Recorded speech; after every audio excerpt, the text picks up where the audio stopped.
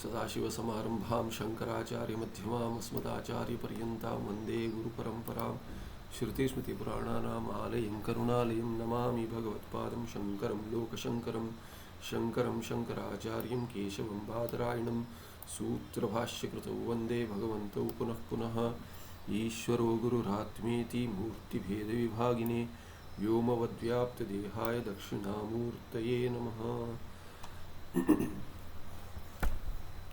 श्रीचिद्घनगणेशाय नमो वयं सुखनित्यं स्वप्रकाशं व्यापकं नामरूपयोः अधिष्ठानं बुद्धिबोध्यं बुद्धेर्दृढ्यं निर्मलम् अपारं सर्ववेदान्तवेद्यं प्रत्यक्परं महः तदेवाहन्नमत्तोऽन्यदिति मे निश्चिता मतिः। ठीक है, इसमें आगे बढ़ने से पहले एक शंका थी, अजातवाद क्या है। तो एक तो क्या है कि वादों में पहले ये समझना चाहिए कि सत्कार्यवाद और असत्कार्यवाद इन दोनों में भेद।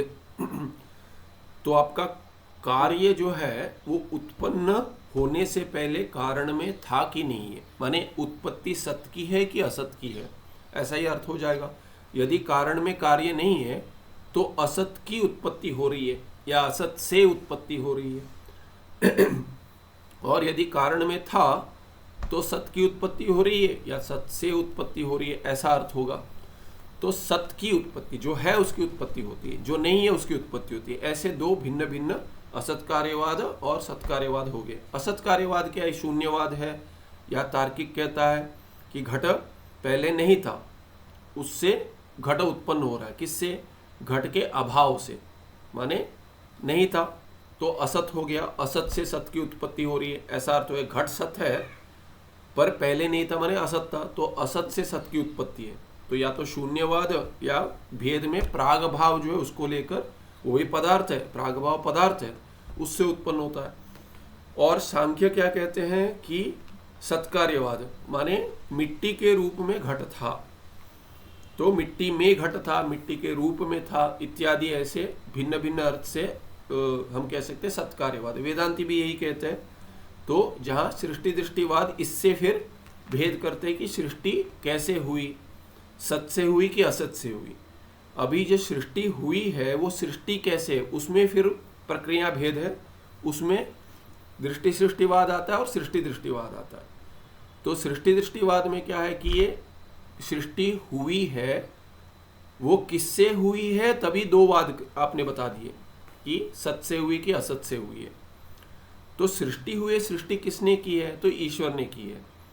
तो ईश्वर ने की है तो सृष्टि दृष्टिवाद हो गया। सृष्टि दृष्टिवाद माने सृष्टि है पहले और उसकी दृष्टि हो रही है, उसका दर्शन हो रहा है, उसका अनुभव हो रहा है।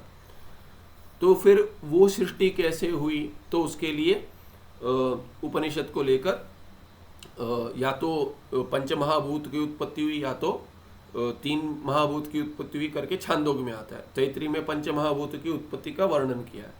तो जो छांदोग्य में वर्णन किया है उसमें तीन महाभूतों का जो वर्णन किया है, तेज, जल और पृथ्वी, तेज, अप और अन्न कहा गया वहाँ पे, माने अग्नि, जल और पृथ्वी, यही अर्थ है। तो उसके पहले जो आकाश और वायु है उसका तो निर्माण वहाँ नहीं बताया गया है। इसका अर्थ नहीं कि नहीं हुआ है, हुआ है पर नहीं बताया गया है, इसीलिए उसको जोड़कर त्रिविध कर्णम भी हो, वहाँ पे चर्चा होती त्रिविध कर्णम की। तो एक प्रक्रिया है। और पंचीकरण करके तैत्तिरीय में आता है। तो तैत्तिरीय में 5 महाभूत लिए तो भगवान भाष्यकार उन दोनों में समन्वय कर कर कहते हैं कि वहाँ पे 3 महाभूतों की जो उत्पत्ति हुई है वो तेज से जो शुरू किया, अग्नि से, उसके पहले वायु और आकाश उत्पन्न हो गए हैं, उसकी चर्चा केवल नहीं हुई वहाँ पे। तो दोनों 5 महाभूत है पर 3 का वर्णन प्रक्रिया के लिए वहाँ पे छांदोग्य में किया है।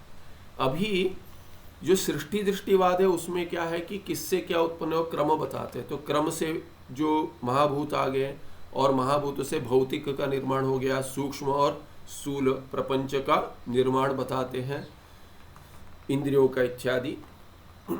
वो सत्व को लेकर, रजस को लेकर, तमस को लेकर इत्यादि उसमें वर्णन हुआ है।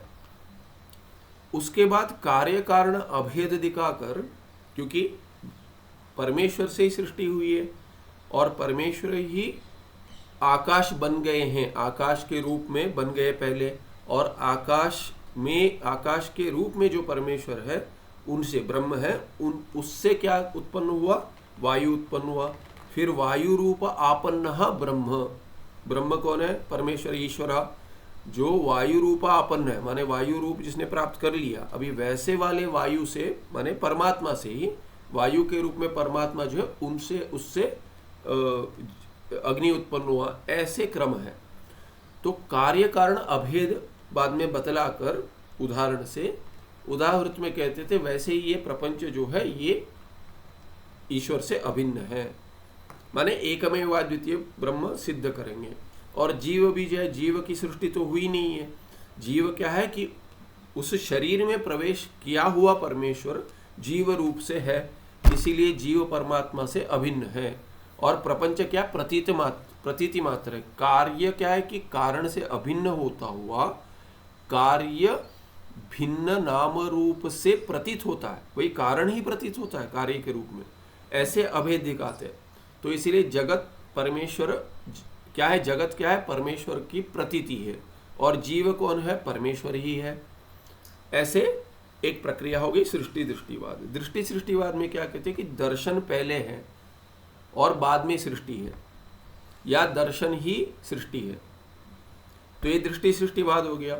तो उसमें एक अजीववाद ही मानते हैं, क्योंकि बाकी में गौरव दोष है, दूसरे जीव की अपेक्षा नहीं, क्योंकि केवल दर्शन ही यदि सृष्टि है, दर्शन के समय पर सृष्टि, या तो समकालीन सृष्टि, दृष्टि समकालीन सृष्टि, दृष्टि के समय पर ही सृष्टि हो रही है, या दृष्टि ही एवं सृष्टि, कि दर्शन जो हो रहा है वही सृष्टि। दर्शन माने ये उपलक्षण है, इसमें सुन रहा हूँ तभी वही सृष्टि है। मैं देख रहा हूँ, मैं कुछ चख रहा हूँ, मैं कुछ सूंघ रहा हूँ, मैं कुछ स्पर्श कर रहा हूँ, वो सब जो जो अनुभव कर रहा हूँ वही सृष्टि है, या उससे समकालीन सृष्टि है। दो है, पर उसमें एक ही जीव मान लेंगे, बस है, पर्याप्त है कि एक जीव है जो प्रपंच को देख रहा है, इसीलिए वो सत्य है, ऐसे मान लेता है। वास्तविक है नहीं, क्योंकि सुषुप्ति में है नहीं वो, तो स्वप्नवत मिथ्या, जागृत भी स्वप्नवत मिथ्या देखता है, इसीलिए सत्य, ऐसा नहीं है। दृश्यत्वात् हेतु हो मिथ्या, जैसे स्वप्न जो हम अभी चर्चा कर चुके, ये तो स्पष्ट होना चाहिए अब तक। किंतु अभी क्या है कि प्रक्रिया में सृष्टि दृष्टिवाद और दृष्टि सृष्टिवाद जैसे प्रक्रिया है, वैसे ही कार्य कारण में हमने देखा कि उसमें भी क्या है कि कार्य जिससे उत्पन्न हो पहले था कि नहीं, इसीलिए सत्कार्यवाद और असत्कार्यवाद भिन्न प्रक्रिया है। उसका सृष्टि दृष्टिवाद और दृष्टि सृष्टिवाद के साथ तीसरा चौथा क्रम ऐसा नहीं है।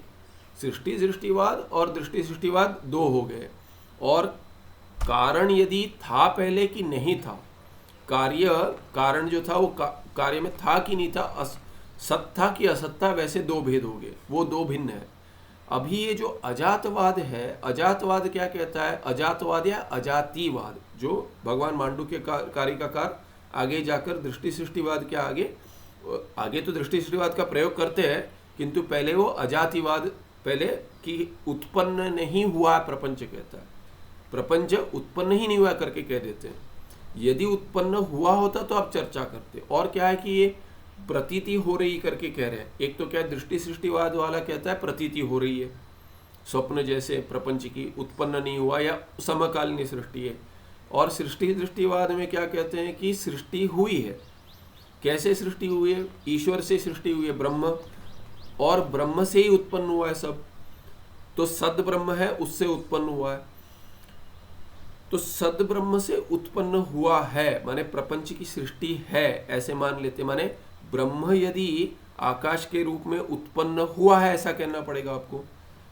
तो ब्रह्म ही आकाश के रूप में उत्पन्न हुआ है, वायु के रूप में, वैसे प्रपंच उत्पन्न हुआ है। या ईशावास्यम इदम सर्वम, संपूर्ण प्रपंच जो है ईश्वर ही प्रतीत हो रहा है कहना पड़ेगा, या ईश्वर उस रूप में अभिव्यक्त हुए हैं या निर्मित हुए हैं, ऐसे इत्यादि बहुत सारे शब्दों में, भिन्न भिन्न शब्दों में कहना पड़ेगा।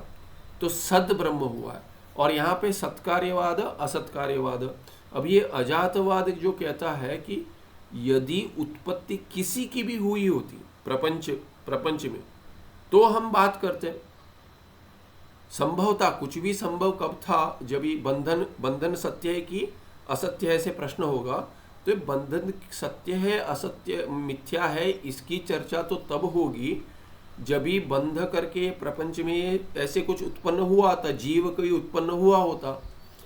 पर ब्रह्म जीव जो है वो कभी उत्पन्न हुआ ही नहीं है, किसी की भी उत्पत्ति हुई ही नहीं है, ना प्रपंच की उत्पत्ति हुई है ना ब्रह्म, क्योंकि ब्रह्म ही जीव ब्रह्म ही प्रपंच के रूप में प्रतीत हो रहा है करके जो कह रहे हैं वो प्रतीत हो रहा है, उत्पन्न हो रहा है। तो वो प्रश्न क्या करते हैं कि उत्पत्ति हुई है, उसके लिए आपने प्रश्न क्या किया कि बंध के ये मोक्ष कैसे प्राप्त होगा, तो उसके लिए प्रपंच क्या है, ये जीव क्या है, ये कब उत्पन्न हुआ इत्यादि। ये कहते प्रश्न ही ठीक नहीं है।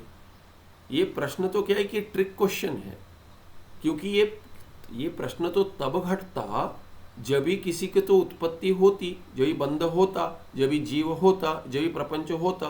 तो कहते कि ऐसा कुछ हुआ ही नहीं है कभी। यदि हुआ होता तो आप प्रश्न पूछते, फिर हम उत्तर देते। तो ये हुआ ही नहीं करके पहले सिद्ध करते। कैसे सिद्ध करते हैं? तो अभी वो जो वाद जो है वो कैसे सिद्ध करते हैं कि देखिए ब्रह्म जो है वो जो उत्पन्न हुआ है वो असत उत्पन्न हुआ है कि सत उत्पन्न हुआ है, माने जो सत्कार्य और असत्कार्यवाद। तो वो आकर कह रहे थे सत्कार्यवाद और असत्कार्यवाद से लेकर कहते हैं पहले शून्यवादी या तार्किक दोनों कहेंगे क्या है कि असत की उत्पत्ति हुई। किसकी उत्पत्ति हुई है? उत्पत्ति जो कह रहे हैं बंध उत्पन्न हुआ या ब्रह्म जीव के रूप में उत्पन्न हुआ है या प्रपंच उत्पन्न हुआ है ब्रह्म प्रपंच के रूप में। तो कुछ तो उत्पन्न हुआ कहते हैं। प्रपंच की आप उत्पत्ति मानते हो, जीव की उत्पत्ति मानते हो, जन्म ले लिया, और उसमें क्या कहते हो आप? कार्य कारण भाव दिखाते हो और उसके बाद अभेद घटाते हो। तो बोलते उतना दूर तक क्यों जाते हो, प्रयास करते हो? यही प्रश्न पूछ रहा हूं मैं कि आप जो उत्पत्ति जिससे आपको अभी सब हुआ है, सब उत्पत्ति हुई है, उसका शोधन कर रहे हो और बंध सत्य है ऐसा मानते हो या मिथ्या मानते हो, उसके बाद प्रक्रिया देते हो कि अभी मुक्ति के लिए प्रक्रिया ये है, साधन है। तो मैं पूछता हूं कि सत की उत्पत्ति हुई है कि असत की उत्पत्ति है, पहले वो पूछते हैं। उत्पत्ति किसकी हुई है पहले बताइए ना, कि ये बंध जो है या प्रपंच जो है, जीव जो है, सामान्यतः बता रहा हूँ।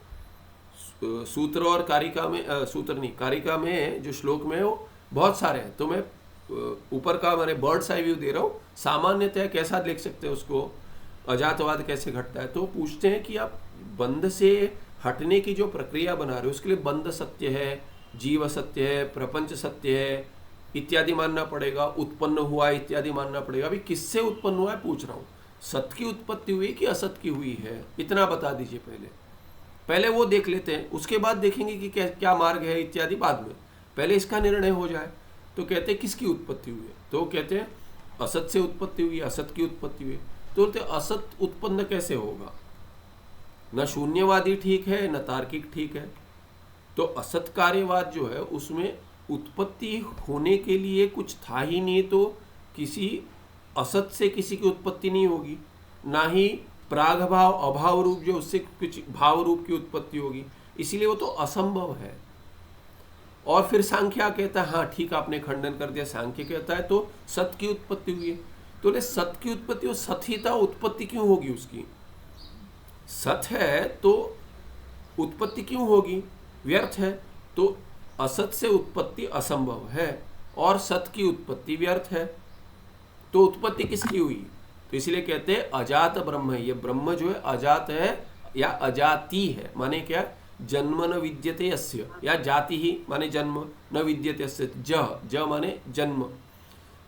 अजह ब्रह्म, अजम ब्रह्म, अजम ब्रह्म कहेंगे। अजह ईश्वरा परमेश्वरा पुल्लिंग में अधि होगा, या अजाति, अजाति तो अजाति जाति स्त्रीलिंग शब्द है, तो अजाति वो पुल्लिंग में भी घट जाए, अजाति या नपुंसक में भी घट जाएगा। तो अजातिवाद, इसको लेकर अजातवाद या अजातिवाद कहते हैं। तो क्या है कि उत्पन्न कुछ हुआ ही नहीं है कि जिसके लिए आप अभी क्या कुछ कोई क्रम बनाए। तो अभी इसका ये अभी कौन से वाद के साथ बैठेगा? जो सत्कार्यवाद असत्कार्यवाद के साथ बैठेगा ये तीसरा, या दृष्टि सृष्टिवाद और सृष्टि दृष्टिवाद के साथ तीसरा वाद बैठेगा? तो बहुत सारे मानते हैं कि सृष्टि दृष्टिवाद, दृष्टि सृष्टिवाद और अजातवाद, ऐसे तीन भेद करेंगे। पर यदि विचार करेंगे तो उन दोनों के साथ ये तीसरा ऐसा बैठ नहीं रहा है, क्योंकि वो सृष्टि दृष्टिवाद या दृष्टि सृष्टिवाद को तब घटाएंगे जब ही उत्पत्ति हुई है। वो उत्पत्ति ही नहीं मान रहे तो प्रक्रिया तो बाद में आएगी। सृष्टि दृष्टिवाद और दृष्टि सृष्टिवाद तो जब ही आपकी सृष्टि है, वो कैसी सृष्टि है उसके लिए प्रश्न होगा। ये तो कह रहे सृष्टि ही नहीं हुई तो कोई प्रक्रिया चाहिए ही नहीं। इसीलिए उत्पत्ति हुई है कि नहीं उसमें सृष्टि दृष्टिवाद और दृष्टि सृष्टिवाद नहीं है। इसीलिए अजातवाद जो कहता है कि उत्पत्ति हुई ही नहीं है, वो तो फिर सत से उत्पत्ति हुई है, असत से उत्पत्ति हुई है, हुई नहीं है। ऐसे तीन हो सकते हैं। तो तीन क्या है कि सत उत्पन्न हुआ है, असत उत्पन्न हुआ है, या उत्पन्न ही कुछ नहीं हुआ है। सत सत ही है, उत्पन्न हुआ ही नहीं है। ऐसे तीन घट जाएगा। इसीलिए क्या है कि सत्कार्यवाद, असत्कार्यवाद और अजात या अजातिवाद, इन तीनों का जो ये है, ऐसे तीन भेद वाद का वहां होता है, ना कि सृष्टि दृष्टिवाद, दृष्टि सृष्टिवाद और अजातवाद। ऐसे समझेंगे तो इसमें भी घटा सकते हैं, किंतु बहुत लोग ऐसे समझते हैं पर वहां बैठता नहीं है। ऐसे एक चर्चा हुई थी और मेरा भी मानना ऐसा ही है, क्योंकि उत्पन्न हुआ है तो मोक्ष के लिए या सृष्टि को समझाने के लिए प्रक्रिया दो है, सृष्टि दृष्टिवाद या दृष्टि सृष्टिवाद। पर जब ये उत्पन्न हुआ है कि नहीं विचार आ रहा है, तभी सत उत्पन्न हुआ है, असत उत्पन्न हुआ है या नहीं उत्पन्न हुआ है। इसीलिए क्या है कि जो वादों में जो भेद हुआ है कि एक प्रक्रिया का भेद और एक विचार की सत उत्पन्न हुआ है कि असत उत्पन्न हुआ है कि उत्पन्न नहीं हुआ है, ऐसे जब भी करेंगे विचार तो ये अजातवाद कॉन्ट्रास्ट वेल विथ सत्कार्यवाद, असत्कार्यवाद और अजातवाद। अरे हुआ ही नहीं है, और यदि हुआ है तो फिर पूछेंगे सृष्टि दृष्टिवाद है कि दृष्टि सृष्टिवाद है, कैसे हुई है। तो ये दो भिन्न बैठते हैं, सृष्टि दृष्टिवाद और दृष्टि। तो अजातवाद में क्या है कि कहते हैं कि उत्पत्ति हुई ही नहीं है। फिर उसमें फिर प्रश्न बहुत आते हैं, जैसे ये कैसे उत्पत्ति भी यदि है तो कैसे कहेंगे आप, क्योंकि बीज से अंकुर की उत्पत्ति होती है। वैसे एक पूर्व पक्षी कहता है, ये भी वेदांती है, वेदांती भी कहते हैं ना, कर्म है, कर्म तो आप सब मानते हो, बौद्ध भी मानता है कर्म, शून्यवादी भी कर्म मानता है। तो व्यवहार में जो कर्म मान रहे हो, तो कर्म में अभी कहते हैं कि कर्म पहले आया कि फल पहले आया। जैसे बीजांकुर न्याय है, तो बीजांकुर न्याय बताता है। अरे ये नहीं पूछ सकते हो आप, क्यों? बीजांकुर न्याय क्या है? बीज पहले आया कि अंकुर पहले आया, इसका माने अंकुर माने वृक्ष, वृक्ष जो है फल, वृक्ष फल देता है, उसमें बीज होता है, वो बीज बोते हैं तो फिर वृक्ष आता है। तो बीज पहले आया कि वृक्ष पहले आया? बीजांकुर न्याय। कौन सा पहले आया? अंकुर वृक्ष बनकर वृक्ष से पहले वृक्ष आया पहले, उसके बाद बीज आया, कि बीज पहले था उसके बाद वृक्ष आया? तो कहते हैं ये वृक्षांकुर न्याय ऐसा ही कि उसमें पहला करके निर्णय नहीं होता। तो कहते हैं वो सिक्लिकल है, सर्कुलर है, वो चलते रहता है। बीजांकुर न्याय उसी को कहते हैं, पूर्व पक्षी कहता है कि बीजांकुर न्याय वही है कि कौन सा पहले करके नहीं कह सकते। तो उसमें शब्द भिन्न, हेतु और हेतु फल करके ऐसे दो भिन्न भिन्न कुछ शब्द का प्रयोग किया है, पर अर्थ ये कि पहले क्या आया। तो उसमें बहुत चर्चा होती है कि अभी कर्म करता है, जीव कर्म करता है, उसका फल होता है। फल क्या है? जन्म प्राप्त कर लेता है, फिर जन्म आता है, कोई जन्म आया इसीलिए वो कर्म करता है। तो फल के रूप में जन्म प्राप्त हुआ इसीलिए कर्म करता है, कि कर्म पहले किया है इसीलिए वो जन्म लेता है। तो ये हेतु और फल ऐसे शब्दों का प्रयोग करके यही बताया कि, तो कहते हैं कि दोनों आप कहते हो, इसमें तो अन्योन्य आश्रय है, अन्योन्य आश्रय दोष है, वो तो तर्क से सिद्ध नहीं हो। अन्योन्य आश्रय बोलते यदि आपका कर्म नहीं होता तो आपको जन्म नहीं मिलता, और यदि जन्म नहीं होता तो कर्म नहीं होता। इसीलिए क्या है कि दोनों में अन्योन्य आश्रय करके दोष दिखाते पहले भगवान कारिका का। तो पूर्व पक्षी क्या कहता है? नहीं, ये दोष आप दिखा रहे ठीक नहीं है, अन्योन्य आश्रय दोष है ही नहीं, क्योंकि हम ये नहीं कह रहे कि अभी जो ये जन्म है उससे कर्म उत्पन्न हुआ है और उसी कर्म से जन्म, ये वाला जन्म उत्पन्न हुआ, ऐसा नहीं कह रहे। जैसे अभी संख्या देकर कहेंगे कि ये जन्म हेतु जो है, जन्म और ये उसमें पद भिन्न भिन्न है, पर मैं अभी स्पष्टता के लिए कहता हूँ, एक जन्म है और कर्म है। कर्म से जन्म है, जन्म से कर्म है। तो कर्म से जन्म है, जन्म से कर्म है, तो अन्योन्य आश्रय दोष है, माने म्यूचुअल डिपेंडेंसी। दो होगा तो म्यूचुअल डिपेंडेंसी होती है। तो पूर्व पक्षी कहता है दो नहीं है, हम ये नहीं कह रहे कि जन्म जेवन कहेंगे, जन्म ज एक जो है और जो उसका कर्म जो है, कर्म क एक जो है, तो ज एक और क एक एक दूसरे के लिए कारण है करके नहीं कह रहे हम। माने ज एक से क एक वो जन्म हो गया, पहला वाला जन्म है, तो पहले जन्म से ज एक से क कर्म जो है वो कर्म एक उत्पन्न हुआ, फिर वो कर्म एक ज दो जन्म दो देगा, जन्म एक ही नहीं दे रहा है। वैसे होगा तो अन्योन्य आश्रय होता। और ऐसा भी नहीं है कि कर्म एक से जन्म एक आ रहा है और जन्म एक से कर्म एक आ रहा है, ऐसा नहीं है। कहते हैं जन्म एक से कर्म उत्पन्न हुआ, कर्म एक हुआ, फिर कर्म एक से जन्म दो उत्पन्न हुआ और जन्म दो से कर्म दो उत्पन्न हुआ, फिर ऐसे एक क्रम से एक एक संख्या बढ़ रही है। तो कहते हैं ये क्या है कि इसको प्रवाह कहेंगे। ये प्रवाह जो या सेट जो कहते हैं, मैथमेटिकल सेट कहते हैं, सेट में मेंबर्स होते हैं, तो दो ही मेंबर का सेट नहीं है कि एक दूसरे पे अन्योन्य आश्रय होगा, म्यूचुअल डिपेंडेंसी होगी।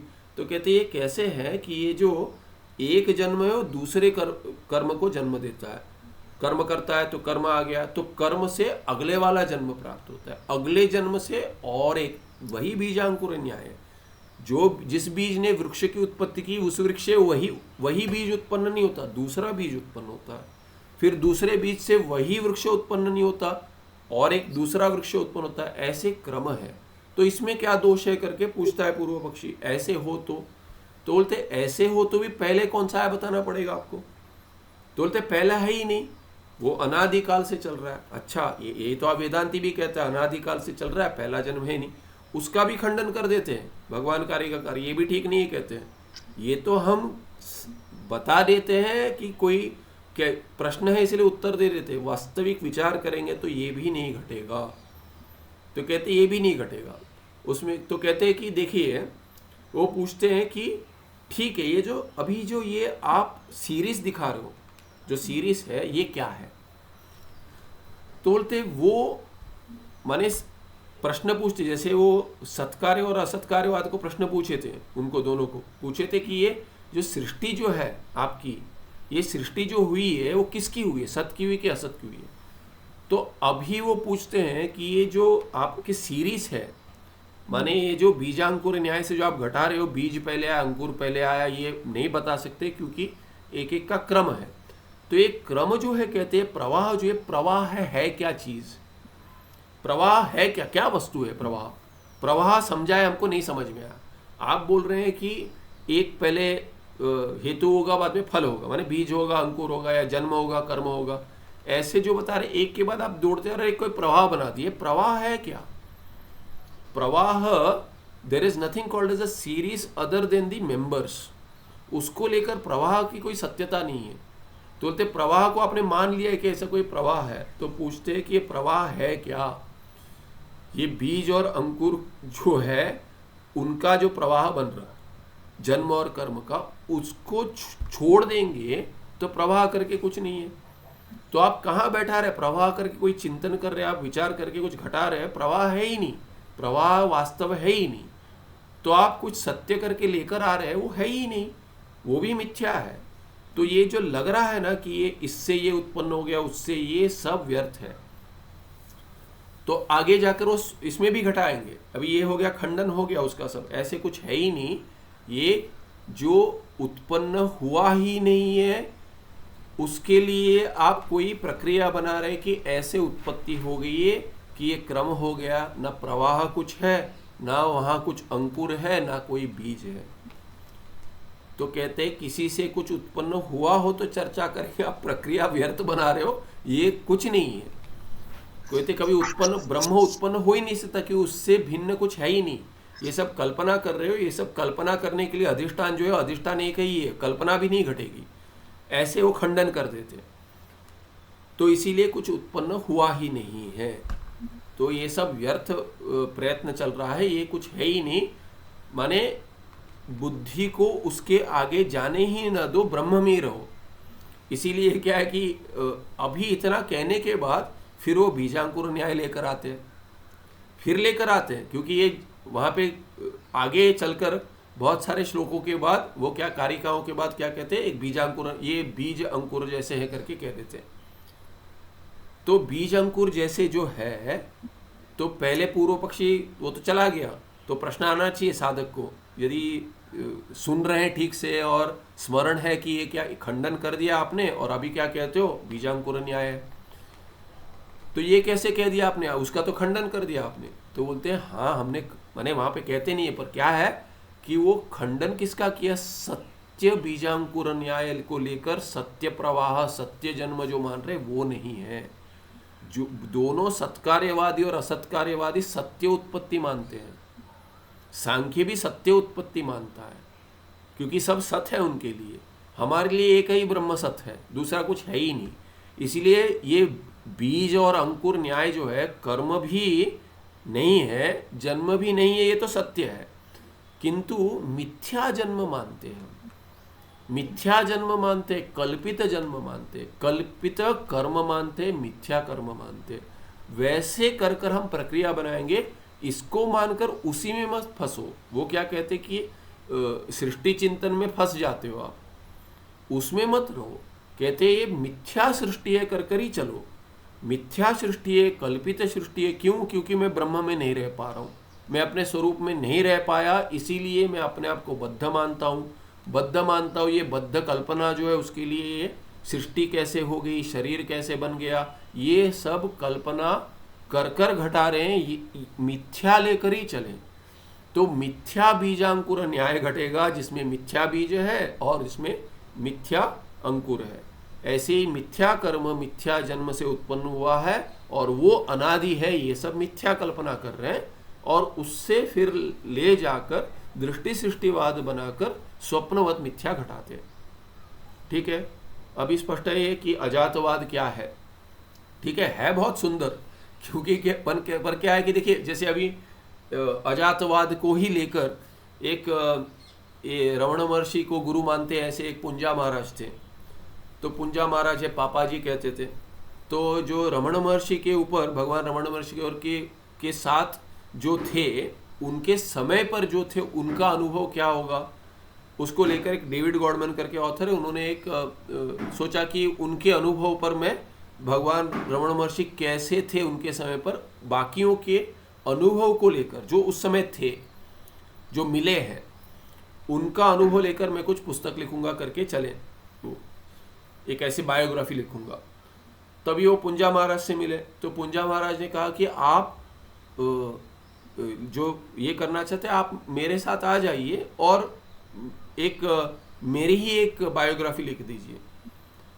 तो इन्होंने एक डिटूर लिया और वो बायोग्राफी लिखने गए। वो बायोग्राफी का टाइटल है ये अजातवाद को लेकर, nothing ever happened. Nothing ever happened, nothing ever happened बताने के लिए 3 वॉल्यूम के पुस्तक है उनके, 3 वॉल्यूम में आते हैं, बड़ा सेट आता है, 3 वॉल्यूम है। तो ये क्या है कि मिथ्या सृष्टि के वर्णन है, मिथ्या बायोग्राफी चल रही है और नथिंग एवर हैपेंड। तो ये कुछ हुआ ही नहीं है, पर जन्म जन्मांतर से चल रहा है, ऐसे हमारा मिथ्या प्रवाह चल रहा है। ठीक है, आज ये हो गया भिन्न भिन्न वादों में कैसी उसकी व्यवस्था है।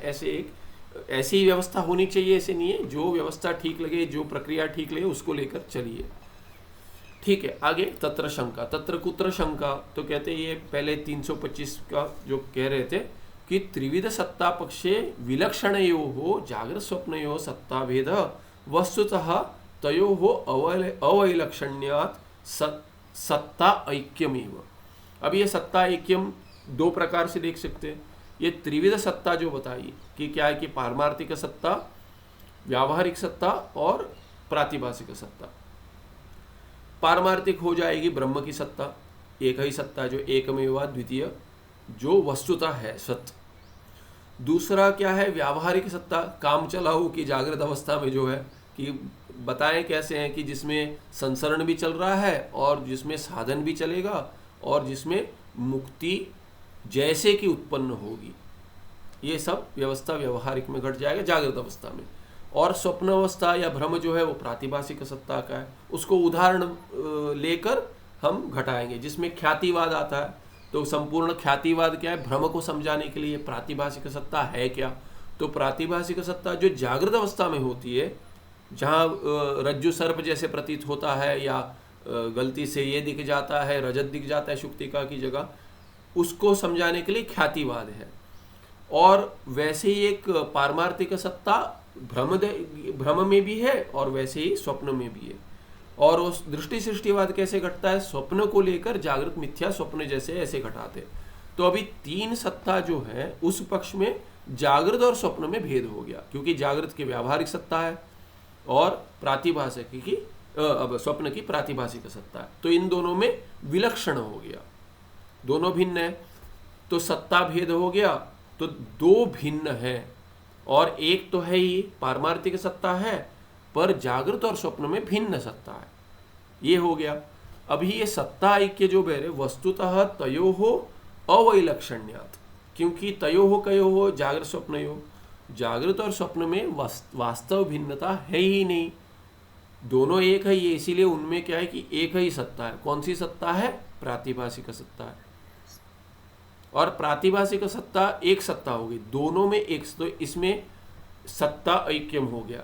किन दोनों में? जागृत और स्वप्न के में एकता होने के कारण, माने विलक्षणता न होने के कारण, अवैलक्षण्यात् माने विलक्षणता नहीं है, नहीं होने के कारण क्या है वो हेतु पंचमी में तयोहो ऐक्यम, जागृत और स्वप्न में ऐक्य सिद्ध होगा। ऐक्य सिद्ध होगा या उनके सत्ता का ऐक्य सिद्ध होगा, माने क्या? प्रातिभाषिक सत्ता। ये एक हो गया सत्ता ऐक्यम का अर्थ। या क्या होगा कि प्रातिभाषिक सत्ता माने कल्पित है, कल्पित सत्ता माने है ही नहीं, इसीलिए पारमार्थिक सत्ता एक ही है, इसको लेकर जागृत स्वप्न में प्रातिभाषिक सत्ता ले लेंगे। तो दो सत्ता होगी, तीन सत्ता नहीं, दो सत्ता होगी। माने दृष्टि सृष्टिवाद में दो सत्ता है, सृष्टि दृष्टिवाद में तीन सत्ता है। और अजातवाद कहेंगे सत्कार्यवाद असत्कार्यवाद के, उसमें तो कोई सत्ता का बात ही नहीं आती है।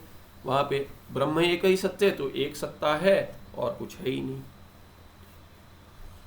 जन्म ही नहीं हुआ तो कोई प्रक्रिया की सत्य लेकर कोई प्रक्रिया नहीं है, भ्रांति लेकर ही प्रक्रिया है। तो तत्र शंका, उसमें शंका उठाते, ब्रह्म चैतन्यस्य स्वप्नाधिष्ठानत्वे ब्रह्म ज्ञानमंतरा स्वप्नः न निवर्तेत इति शंका। अभी पूर्व पक्षी क्या कहता है? आपकी व्यवस्था क्या है? अभी इस जागृत स्वप्न और सुषुप्ति में, सुषुप्ति का तो चर्चा नहीं कर रहे अभी, जागृत और स्वप्न में आपने अधिष्ठान क्या है ये सब विचार चल रहा था। तो स्वप्न क्या है पहले घटा रहे थे। तो स्वप्न जागृत मिथ्या है, क्योंकि स्वप्न जैसा ही जागृत का अनुभव है, ऐसे आपने कह दिया। तो उसमें पूर्व पक्षी ने क्या पूछा? ऐसे क्यों ना हो कि जागृत स्वप्न जैसा है, इसीलिए जागृत क्या है, उल्टा करेंगे हम, स्वप्न जागृत जैसा है, जागृत सत्य है, इसीलिए स्वप्न सत्य है, जागृत सत्य है। तो अभी क्या पूछ रहे हैं कि आपने स्वप्न की व्यवस्था समझा दी। क्या है स्वप्न? स्वप्न में या तो आप मानेंगे, ऊपर देखेंगे अधिष्ठान और उपादान कारण क्या है, ऐसी चर्चा हुई थी। तो क्या कह दिए कि स्वप्न पदार्थ का जो है, यदि अंतःकरण उपादान मानेंगे तो क्या हो जाएगा? साक्षी चैतन्य अधिष्ठान बन जाएगा। और यदि आप अविद्या को उपादान कारण मानेंगे स्वप्न का, तो द्वितीय पक्ष में ब्रह्म चैतन्य अधिष्ठान बन जाएगा। तो ये पूर्व पक्षी इस ब्रह्म चैतन्य को लेकर प्रश्न पूछता है कि यदि ब्रह्म चैतन्य और साक्षी चैतन्य दोनों में ही एक ही चैतन्य वास्तविक, तो कहते यदि चैतन्य अधिष्ठान होगा तो रज्जु सर्प का जो प्रतीति हो रही है, तो अभी सर्प का जो ज्ञान हुआ आपको वो भ्रम है, अयथार्थ ज्ञान है। उसका निवारण कैसे होगा? अधिष्ठान ज्ञान से होगा। वास्तविक अधिष्ठान वहां पे रज्जु नहीं है, इदम अंश है, रज्जु का इदम अंश है। तो रज्जु का इदम अंश आपको पता है, पर अधिष्ठान क्या है कि वो रज्जु ही मानकर चल रहे हैं। तो रज्जु के ज्ञान से मुक्ति होती है, सर्प का भ्रम की, सर्प के भ्रम की निवृत्ति, मुक्ति माने निवृत्ति हो जाती है। तो कहते हैं अधिष्ठान ज्ञान से आरोपित की आरोपित भ्रम, अध्यस्त भ्रम की निवृत्ति ये प्रसिद्ध है। तो अभी क्या कहते हैं, आपका यदि ब्रह्म चैतन्य स्वप्न का अधिष्ठान बन जाए, जो आपने कहा स्वप्न का अधिष्ठान कौन है, ब्रह्म है, तो अभी कहते हैं अधिष्ठान ज्ञान से अध्यस्त की निवृत्ति। तो स्वप्न की निवृत्ति कैसे होगी, अभी ब्रह्म के ज्ञान से होगी, होनी पड़ेगी ब्रह्म। तो कहते कि स्वप्न जिसने देखा, प्राणी ने भी देखा, वो जाग गया, उसका अर्थ क्या हो गया, स्वप्न निवृत्त हो गया। स्वप्न निवृत्त हो गया तो ब्रह्मज्ञानी मानिए। तो कहते स्वप्न से जो जो उड़ गया सब ब्रह्मज्ञानी है। बोलते कि वो कुत्ता भी स्वप्न देखता है, भैंस, कीट पतंग सभी देखते हैं स्वप्न। सभी का स्वप्न निवारण या तो नहीं होगा यदि ब्रह्म का ज्ञान नहीं होगा, या यदि हो गया तो आपको ब्रह्मज्ञानी मानिए उनको। संभव है क्या? तो कहते ब्रह्म चैतन्य स्वप्न अधिष्ठानत्वे सति, यदि ऐसा हो तो ब्रह्म ज्ञानमंतरा स्वप्न न निवर्त्येत इति शंका। ब्रह्म ज्ञान के बिना तो स्वप्न ही निवृत्त नहीं होगा, आप स्वप्न में ही रहेंगे। वास्तविक क्या कहेंगे, इष्टापत्ति कहेंगे हम। क्यों कहेंगे? दृष्टि सृष्टि आदि इष्टापत्ति कहेंगे, क्योंकि हमारे लिए जागृत और स्वप्न की एक ही सत्ता है, वो प्रातिभाषिक सत्ता ही है। वास्तविक उसकी निवृत्ति होगी नहीं। हाँ, नहीं हुई ना। आप मानते हो कि आप जाग गए, जाग नहीं गए हो आप। हम कहेंगे कि स्वप्न से उठे हो करके हम मानते ही नहीं, आप स्वप्न में ही हो अभी भी, क्योंकि हमारे लिए तो दो ही सत्ता है, एक प्रातिभाषिक सत्ता है और एक पारमार्थिक सत्ता है। तो पारमार्थिक सत्ता में कहाँ हो आप? नहीं हो, ब्रह्मज्ञानी नहीं हुआ। ब्रह्मज्ञान यदि हुआ है तो स्वप्न से उठ जाओगे, हम मानते हैं। जागृत रूप जो स्वप्न है उससे आप उठे कहाँ हो? अभी जागृत अवस्था में नहीं हो आप जागृत अवस्था वो स्वप्न ही मानते हैं हम। ये इष्टापत्ति उत्तर हो जाता, पर ये क्या है कि पूर्व पक्षी तो अभी दो भिन्न लेकर चल रहा है, जागृत और स्वप्न। सिद्ध कहाँ किया है अभी? जागृत स्वप्न करके सिद्ध नहीं हुआ है, तो ये इष्टापत्ति हम नहीं कह सकते। तो हम क्या कहेंगे, हाँ ठीक है, प्रश्न समीचीन है, अच्छा है, बहुत अच्छा सुन रहे हमारे, ये पूर्व पक्षी सुन रहा है, अच्छा है। कहते वाह वाह, बहुत अच्छा प्रश्न पूछा। तो कहते हैं ये जो है स्वप्न का निवारण नहीं होगा, तो इसको एक तोड़ बताएंगे। तो हमने पहले दिया था, तुम भूल गए हो। इतने भी अभी इतना भी तुम्हारा ध्यान नहीं है हम जो कह रहे हैं, क्योंकि पहले जो गया है वो भूल चुके हो, क्योंकि ये बताया था, पहले प्रश्न आया था कहते, तो और हम भी भूल चुके हैं, इसीलिए हम सबको भी चाहिए, इसीलिए पुनः लेकर आते। द्वितीय पक्ष जो आपने कहा कि द्वितीय पक्ष माने अविद्या उपादान कारण स्वप्न का है, जहाँ वहाँ पे ब्रह्म चैतन्य अधिष्ठान होगा। द्वितीय पक्षे ब्रह्म चैतन्य स्वप्नस्य अधिष्ठानम इति अविद्या उपादानम इति च उक्तम। अविद्या उपादान कारण है और स्वप्न का अधिष्ठान ब्रह्म चैतन्य है। अधिष्ठान ज्ञानम अंतरा कल्पितम न निवर्त्येत, ये तो नियम है। कल्पित अध्यस्त की निवृत्ति अधिष्ठान ज्ञान के बिना नहीं होती। तो ठीक है, ये आक्षेप है। स्वप्नाधिष्ठानम च ब्रह्म, और स्वप्न का अधिष्ठान ब्रह्म है। तस्मात् ब्रह्म ज्ञानमंतरा अज्ञानिनः जागृत अवस्थायां स्वप्नो न निवर्त्येत। इसीलिए जागृत अवस्था में स्वप्न जो है वो नहीं निवृत्त होगा, माने जागृत अवस्था में आएगा ही नहीं वो। तो यदि आ गया तो ब्रह्म ज्ञान चाहिए उसको। ब्रह्म ज्ञान के बिना जागृत अवस्था में स्वप्न निवृत्त नहीं होगा। उसका एक आक्षेप हो गया। दूसरी और एक शंका, तो एक शंका का उत्तर अभी नहीं दे रहे, आगे 226 में शंका और उठा रहे। जागृत स्वप्नयोः ब्रह्माधिष्ठानकत्वे उभौ अपि व्यावहारिकौ स्याताम्। अभी क्या है कि आपका ब्रह्म जो अधिष्ठान है वो स्वप्न के लिए ही नहीं है केवल। स्वप्न में तो हमने आक्षेप कर दिया, पर जागृत के लिए भी ब्रह्म अधिष्ठान है आपका, क्योंकि जागृत की ये सृष्टि कहाँ हुई है? आप कहते हैं जागृत सब क्या है कि ये प्रपंच पूरा ब्रह्म में अध्यस्त है। स्वप्न में तो आपने बता दिया, और स्वप्न में हमने आक्षेप किया, अभी जागृत में भी लगेगा यह दोष। तो जागृत में जो है जागृत स्वप्नयोः ब्रह्म अधिष्ठानकत्वे उभावपि व्यावहारिको स्याताम्। क्या दोष लगेगा? ये दोष नहीं लगेगा कि जागृत से आप उठ नहीं पाओगे। जागृत में सोया करके मानते नहीं है कोई, केवल वेदांती मानता है जागृत स्वप्न। तो जागृत से तो आपको ब्रह्म ज्ञान चाहिए, जागृत से बाहर आने के लिए आपको ब्रह्म ज्ञान चाहिए, तुरीय में जाने के लिए। यदि अवस्था करके मानेंगे, अवस्था नहीं है पर अवस्था करके मानेंगे, यदि समाधि मानेंगे, तो क्या है कि जागृत से समाधि में जाने के लिए आपको जागृत का क्या है कि निवारण होना पड़ेगा, वो ब्रह्म ज्ञान से होगा। समाधि में तो मानते नहीं, योग में तो समाधि बिना ब्रह्म ज्ञान के लग जाती है, ये भी आक्षेप हो सकता है। किंतु यहाँ क्या आक्षेप है कि जागृत और स्वप्न का ब्रह्म अधिष्ठान आप मानते हो, और ऐसा हो सती उभवपि, उभवपि मैंने दोनों, कौन से दोनों, स्वप्न और जागृत दोनों, ये दोनों क्या है कि व्यावहारिक स्यातम, ये दोनों व्यावहारिक हो जाएंगे, प्रातिभाषिक नहीं होगा, व्यावहारिक हो जाएगा। क्योंकि आपने कहा है कि ये जागृत में तो व्यावहारिक सत्ता मानते हैं, तीन सत्ता में जागृत को आप मिथ्या मानते हो, तो मिथ्या नहीं कहते हो, व्यावहारिक कहते हो। क्यों व्यावहारिक कहते हो? क्योंकि उसके सृष्टि मानते हो, ईश्वर उसके सृष्टा है, ईश्वर ने बनाया, संपूर्ण उपनिषद आप घटाते हो, तो कहते हैं तो वो दोनों व्यावहारिक हो जाएंगे। तो सिद्धांति कहेगा क्यों दोनों प्रातिभाषिक हो जाएंगे? तो बोलता है, पूर्व पक्षी कहेगा ठीक है, सिद्ध कीजिए, दोनों या तो प्रातिभाषिक हो जाएंगे या तो दोनों व्यावहारिक हो जाएंगे, पर भेद नहीं कर पाओगे जागृत और स्वप्न में। ये व्यावहारिक है और ये प्रातिभाषिक कैसे करोगे? दोनों का अधिष्ठान एक ही है। तो कहते हैं अथवा उभौ अपि प्रातिभाषको स्याताम इति शंका। तो पहली शंका होगी, स्वप्न का अधिष्ठान यदि ब्रह्म है तो स्वप्न अध्यस्त होने के कारण स्वप्न की निवृत्ति बिना ब्रह्म ज्ञान के नहीं होगी। ये पहली शंका है।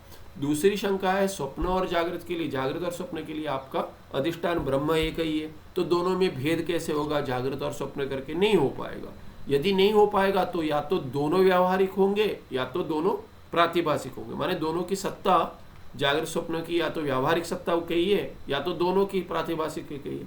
दूसरी तो इष्टापत्ति कहेंगे, दोनों की प्रातिभाषिक हम मानते हैं, पर आप जो ऊपर कह दिए, जो कह दिया है कि त्रिविध सत्ता पक्ष, ये तीन सत्ता पक्ष में तो नहीं होगा, तीन सत्ता पक्ष आपको घटाना पड़ेगा, भेद तो भेद कैसे दिखाएंगे? ऐसा दूसरा आक्षेप है। तो उसका वर्णन करते, यथा स्वप्नस्य अधिष्ठानम ब्रह्म उपादानम च अविद्या, अविद्या उपादान कारण है स्वप्न के लिए और अधिष्ठान ब्रह्म है। तथा एव वेदांत सिद्धांते जागृति व्यावहारिक पदार्थानपि अधिष्ठानम ब्रह्म उपादानम च अविद्या एव भवति। तो इसमें क्या नया बता दिया? अपने स्वप्न में अविद्या उपादान कारण है और ब्रह्म अधिष्ठान है। आपके सिद्धांत में तो जागृत भी वैसा ही है। जागृत कहाँ से आता है? अविद्या, अविद्या का ही कार्य है, माया कार्य कहते हो, अविद्या कार्य है। हाँ, विवर्त उपादान कारण ब्रह्म है, पर सृष्टि के लिए आपको माया चाहिए, माया के बिना सृष्टि संभव नहीं है। माया अविद्या यही तो आपका उपादान कारण है, वही तो परिणाम लेती है। तो अविद्या या माया जो परिणाम लेती है वही उपादान कारण है जागृत प्रपंच की भी, और ब्रह्म अधिष्ठान है। तो दोनों में भेद नहीं हुआ, अविद्या उपादान कारण और ब्रह्म अधिष्ठान, ये जागृत के लिए भी है, स्वप्न के लिए भी है।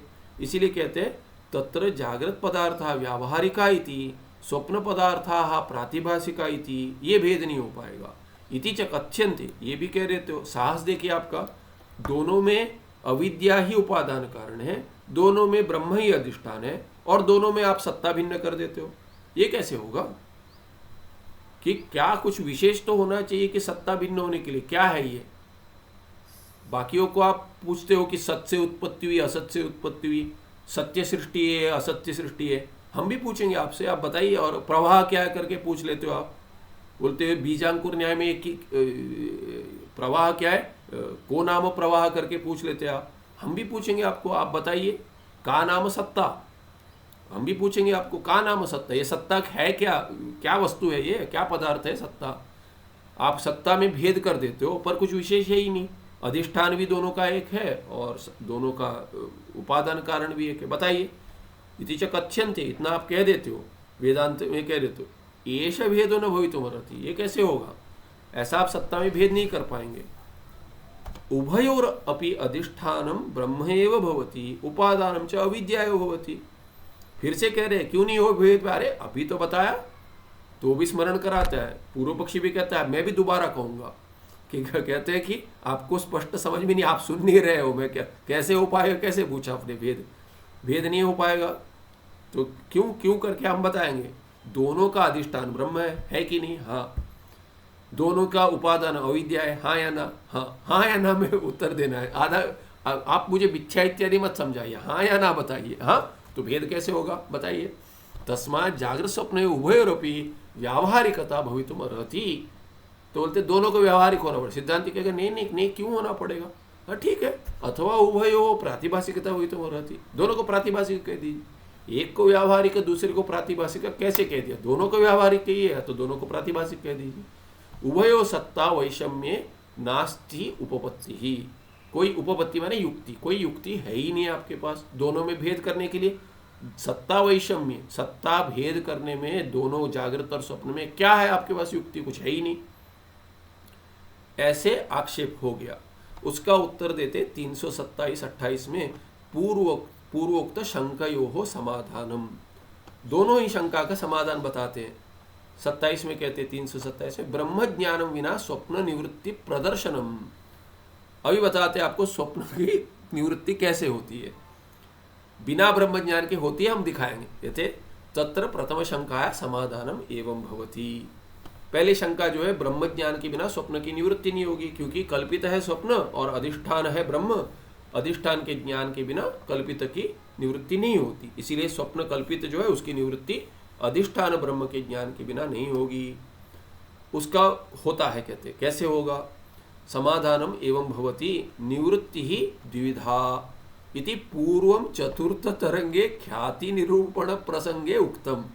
कहते हैं कि कभी कहा था, चतुर्थ अध्याय में हमने बताया था, आपको स्मरण नहीं है अभी, ठीक है, बहुत सारा lot of water has passed under the bridge, बहुत हुआ है, बहुत सारे भिन्न माने बीच में थोड़ा पाठ भी भंग हो गया। तो कहते हैं निवृत्ति द्विविधा होती है, दो प्रकार की निवृत्ति है, स्मरण कराते हैं, दो निवृत्ति होती है। हमने पहले चतुर्थ अध्याय में कहा था, कहाँ कहा था, ख्याति निरूपण प्रसंग, ख्याति बता रहे थे हम, भिन्न भिन्न ख्यातियों का जो भी बता रहे थे, अनिर्वचनीय ख्याति। तो दो प्रकार की निवृत्तियां होती है, जो आप जो अपेक्षा कर रहे हो उसमें एक निवृत्ति जो कह रहे हो उसमें आपका प्रश्न समीचीन है, ठीक है, दूसरी निवृत्ति जो है उसमें नहीं, ठीक नहीं है। तो क्या है वो, तो कहते एक दो है, क्या है दो निवृत्तियां, कारण सहित कार्य विनाश रूप आत्यंतिक निवृत्ति ही। एक क्या है कि निवृत्ति ऐसी होती है जिसमें क्या है कि ना रहेगा बांस ना बजेगी बांसुरी, वैसे वाली निवृत्ति होती है। माने हम बांसुरी ही तोड़ देंगे, आप बजा नहीं पाओगे, ठीक से सीखते नहीं हो, कर्कश हो रहा है तो आपकी बांसुरी तोड़ देंगे। तो वैसे कहते हैं कारण सहित कार्य विनाश, कार्य का विनाश हो जाएगा। कैसे, कारण भी नहीं रहेगा, माने जो अंकुर आ रहे हैं, जो हम कहते हैं कि अच्छा खासा पौधा लगा रहे हैं, उसके साथ बाकी भी आ गए, तो बाकी भी आ गए, वो सब पानी और खाद वो खा रहे हैं, और आपको जो वृक्ष लगाना है वो बढ़ नहीं पा रहा है क्योंकि बाकी सब आ जाते हैं तो सब खा लेते हैं, तो उसको सिर्फ निकालते हैं। तो निकालते तब क्या होता है, काट देंगे, यदि काट देंगे तो फिर आ जाएंगे, थोड़ा पानी डाल देंगे फिर आ जाएंगे। तो इसीलिए क्या है कि ये कारण सहित निवृत्ति नहीं है, ये क्या है, वो कारण रह रहा है। इसीलिए कारण सहित निवृत्ति क्या, आपको उसको अंकुर उसके बीज के साथ उखाड़ना पड़ेगा। तो उसको पूरे उसके रूट्स के साथ उखाड़ देते हैं, और उखाड़े से वहीं रख देंगे, फिर बनेगा वो, फिर रूट्स और बढ़ेंगे उसके, फिर उसके क्या कहते हैं कि वो रूट्स बढ़ेंगे, नीचे भूमि में चले जाएंगे। तो या तो उसको उल्टा कर देते हैं या उसको जला देते हैं, है ना, तो वो करते हैं। तो वैसे वाली निवृत्ति जो है वो कारण सहित कार्य, माने बीज भी नष्ट हो जाएगा, अविद्या की निवृत्ति हो जाएगी, वहां ब्रह्म ज्ञान की अपेक्षा है। प्रपंच जो है वो वृक्ष है, हाँ, तो देखिए मूल करके स्मरण नहीं आता, रूट्स कह रहा था मूल, तो जो ऊर्ध्व मूलम अधः शाखम जो कहते हैं प्रपंच जो है 15 अध्याय में गीता के, तो ये कहते हैं बीज जो है ना वो यहाँ पे मूल लेंगे, तो मूल सहित अविद्या मूल है आपका प्रपंच का, उससे उत्पत्ति होती है। तो कार्य प्रपंच का है कि एक जगह लय हो जाता है, शब्द है लय, तो लय प्रलय, नित्य प्रलय, सुषुप्ति को नित्य प्रलय कहते हैं। तो स्वप्न भी क्या है कि स्वप्न का भी लय होगा, जागृत का लय होता है, स्वप्न का लय होगा। तो लय के लिए कारण की निवृत्ति की अपेक्षा नहीं है, वहां पे केवल दोष निवृत्ति हो जाएगी, बस है। कारण निवृत्ति जहां चाहिए वहां ब्रह्म ज्ञान चाहिए, संपूर्ण प्रपंच, संपूर्ण अवस्था, इसका सब मिथ्यात्वेन निश्चय होकर नाश हो जाए तो क्या होगा, उसका कारण भी नाश होना पड़ेगा। तो वहां पे क्या है कि ब्रह्म ज्ञान की अपेक्षा है। तो कारण सहित कार्य विनाश रूप आत्यंतिक निवृत्ति जो है, जिसको मोक्ष कहेंगे, स्वप्न से जागृत अवस्थाएं ब्रह्म ज्ञानम अंतरा न संभवती, है जो कह दिए, वैसा वाला तो नहीं होगा। परंतु दंड प्रहारेण यथा घटस्य मृत्तिकायाम लयो भवती, ऐसे वाले जो मोक्ष जैसे वाली जो आप उसके वो सोच रहे हो, वैसे वाले स्वप्न की नहीं होगी। स्वप्न में वैसे वाली निवृत्ति नहीं है, स्वप्न में लय है। क्या लय है देते, एक उदाहरण देते, दंड प्रहारेण यथा घटस्य मृत्तिकायाम लयो भवती, तोड़ देंगे, घट को तोड़ देंगे। तो घट को तोड़ देंगे माने केवल तोड़ नहीं देंगे, मार मार कर पूरा जैसे चूर्ण हो जाएगा वैसा मार देंगे, कूट देंगे पूरा, तो क्या होगा, वो मिट्टी बन गया, तो मृत्तिका में लय हो गया। तो वहां पे क्या है कि वैसा वाला स्वप्न का लय हो जाएगा। तथा स्वप्न हेतुभूत निद्रा रूप दोष नाशाद्वा स्वप्न विरोधी जागृत अवस्था उत्पत्त्या वा अविद्यायाम लय रूपा निवृत्ति ही स्वप्न से ब्रह्म ज्ञानम विना अपि संभवेत। ये तो संभव है, लय संभव है, तो लय रूप निवृत्ति संभव है, न कि नाश रूप विनाश रूप निवृत्ति। तो कारण सहित जो नाश होता है वैसा वाला तो संभव नहीं, हम भी मानते हैं, वो पर ब्रह्म ज्ञान के बिना नहीं होगा। पर यहाँ पे स्वप्न के लय होने के लिए, स्वप्न की निवृत्ति के लिए ऐसे वाले कारण की निवृत्ति अपेक्षा नहीं है। तो क्या क्या अपेक्षा है वहां पे, तो कहते स्वप्न हेतुभूत क्या है, निद्रा दोष है, निद्रा रूप, बिना नींद आए तो जैसे अरे बोलते जा रहे हो, ये बहुत बार हो गया, वही बोल रहे हो वही बोल, तो नींद आ रही है, तो निद्रा दोष है, वो नींद नहीं आएगी तो स्वप्न नहीं देखेंगे। मन भटक रहा है माने यहाँ से हटना पड़ेगा, तो निद्रा दोष है। और रात को सोना है तो भी क्या है कि अरे ये है वो है, सब करते करते करते देखेंगे, तो ये जब तक निद्रा नहीं लगी तब तक स्वप्न नहीं देख पाएंगे। तो इसीलिए क्या है कि निद्रा दोष तो चाहिए, तो इसीलिए निद्रा दोष स्वप्न के लिए चाहिए, तो निद्रा हट जाएगी तो स्वप्न हट जाएगा। इसीलिए स्वप्न हेतुभूत, हेतु के रूप में कौन है, निद्रा है, स्वप्न के हेतु। वो निद्रा क्या है, निद्रा दोष है, इसलिए निद्रा रूप दोष है, उसका नाश हो जाएगा तो स्वप्न चला जाएगा। नाशाद्वा, निद्रा रूप दोष नाशाद्वा एक संभावना है। दूसरी क्या है, स्वप्न विरोधी जागृत अवस्था उत्पत्त्यावा, या तो किसी ने स्वप्न में था सीधे जगा दिया, तो ये आंख ऐसे कर रहा है कि कहाँ हूँ करके, मैं कौन हूँ, मैं कहाँ हूँ, ऐसा वाला जो होता है। तो क्यों होता है कि गहरी नींद से उठने पे भी होता है, और स्वप्न से आ गया तो ये तो यहाँ तक कहाँ आ गया करके दिखता है, तो समय लगता है। तो सीधे स्वप्न से आ गया तो क्यों नाश हो गया उसका, तो कहते हैं जागृत अवस्था विरोधी हो गई। कि किसी ने बोला बहुत सो लिए, उठो करके जगा दिया, सपना देखते रहता है दिन भर, काम कुछ करता नहीं है, तो दिन भर सपने में ही रहता है, ये हो गया वो हो गया, कुछ नहीं हुआ है, उठो तो देखता है कि ये कुछ नहीं हुआ है स्वप्न में, तो स्वप्न में जो हुआ तो वहाँ नहीं हुआ, क्यों, जागृत का विरोध हो गया। तो स्वप्न विरोधी जागृत अवस्था उत्पत्तिया हुआ। जैसे अंतःकरण में कोई वृत्ति बन रही है, आप घट देख रहे हो, घट देख रहे हो, घट देख रहे हो, फिर घट के जगह बगल में कपड़ा रखा हुआ है, पट को देख रहे हो तो घट चला गया, क्योंकि विरोधी वृत्ति बन गई। वैसे जागृत विरोध बन गया स्वप्न से, सो स्वप्न विरोधी जागृत अवस्था, जागृत अवस्था का विरोध होने से या तो स्वप्न समाप्त हो जाएगा, लय हो जाएगा, या निद्रा दोष की निवृत्ति से निद्रा दोष चली जाएगी, तब स्वप्न का लय हो जाएगा। तो स्वप्न का समाप्ति का है के लिए क्या कारण है, तथा स्वप्न हेतुभूत निद्रा रूप दोष नाशाद्वा स्वप्न विरोधी जागृत अवस्था उत्पत्त्यावा, या तो जागृत की उत्पत्ति होगी या निद्रा रूप दोष का नाश होगा, तभी स्वप्न का क्या हो जाएगा, वा अविद्यायाम लय रूपा निवृत्ति, कस्य स्वप्नस्य, स्वप्न की लय रूप निवृत्ति हो जाएगी। कहाँ पे, अविद्या में जो कारण है, उपादान कारण है, उसमें लय हो जाएगा। और वो कैसे होगा, ब्रह्म ज्ञान विना, अधिष्ठान के ज्ञान की अपेक्षा नहीं है उसमें। आप कौन सा अधिष्ठान जानकर जागृत अवस्था में जा रहे हो, कौन से अधिष्ठान से आपका निद्रा नाश हो रहा है, नहीं, अधिष्ठान के ज्ञान से निद्रा का नाश नहीं हो रहा। निद्रा प्रारब्ध समाप्त हो गया, समाप्त नहीं हुआ, वास्तविक क्या है, निद्रा कभी आती है जब भी आपका उस दिन का प्रारब्ध समाप्त हो गया, तभी आपको निद्रा आती है। यदि रात को नींद नहीं आ रही माने कुछ कार्य बचा है, कुछ भोग बचा है, कुछ दुख रूप में दुख बचा है कि अरे नींद नहीं आ रही है, सोना चाह रहे हैं, सुबह जल्दी उठना है, नींद नहीं आ रही है, तो क्या हो रहा है, प्रारब्ध बचा है, वही दुख है, दुख के रूप में बचा है, वही पीड़ा देगा। तो नहीं, कोई कारण नहीं हो भी, क्यों नींद नहीं आ रही पता नहीं, या तो क्या हो गया, आगे रात तक बात कर रहे थे देर रात तक, या चाय पी ली, कॉफ़ी पी ली, शाम को नींद नहीं आ रही है, कुछ भी कारण हो सकता है, कारण समझ भी नहीं आया, प्रारब्ध ही है, तो इसीलिए नींद नहीं है। तो कहते हैं स्वप्न से ब्रह्म ज्ञानम विना अपनी संभवित निवृत्ति ही लय रूपा निवृत्ति। और कहाँ पे, अविद्या में, कारण स्व कारण में निवृत्ति हो जाती है। लय रूप संभव है, विनाश रूप कारण सहित वो संभव नहीं है, ये कह दिया। तो ये उत्तर हो गया। ये दोनों समाधानों का निवारण कर देंगे। आगे और बताएंगे व्यावहारिक और प्रातिभाषिक में भेद कैसे होगा, उसका निवारण देंगे। अभी तो क्या है कि जागृत स्वप्न का पहले शंका का समाधान किए, ब्रह्म ज्ञान के बिना स्वप्न की लय रूप निवृत्ति होगी। अभी दूसरा अगले पार्ट में देखेंगे, जहाँ कहे हैं कि व्यावहारिक और प्रातिभाषिक ऐसा भेद नहीं होगा जागृत स्वप्न में। अगले पार्ट में देखें उसका निवारण। सुखम नित्यम स्वप्रकाशम व्यापकं नाम रूपे अधिष्ठानम बुद्धे बोध्यम बुद्धेर्दृक्यत्व निर्मलम अपारम सर्ववेदांत वेद्यम प्रत्यक परम तदेव हन्नमत्व निश्चितामति ही। नमस्ते, धन्यवाद। ठीक लग रहा है ये फॉर्मेट? सबके चेहरे तो दिख रहे थे, अच्छा है। ठीक है, कोई प्रश्न था? मत बीच बीच में पॉज हो गया था आपका वीडियो।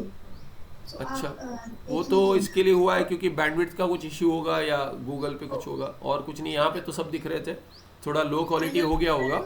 मेरा भी क्या इस पे 5G पे चल रहा है, तो ठीक है। फिर भी ये अच्छा फॉर्मेट है। थोड़ा ऊपर थोड़ा स्क्रीन में रह जाता है, रिकॉर्डिंग में देखेंगे आपको दिखेगा कि ऊपर थोड़ा, पर ठीक है, ये ठीक है, अच्छा है। आपने ये नीलम माता जी ने कल बताया था कि ये एक तोड़ है इसके लिए, पर ये देखता था मैं कभी भी कि ये फ्लोट होते होते कहीं और चला जाता था, कभी कभी दिखता था, कभी नहीं दिखता था, इसीलिए इसका प्रयोग नहीं किया था मैंने। ये अच्छा है। नमस्ते, धन्यवाद।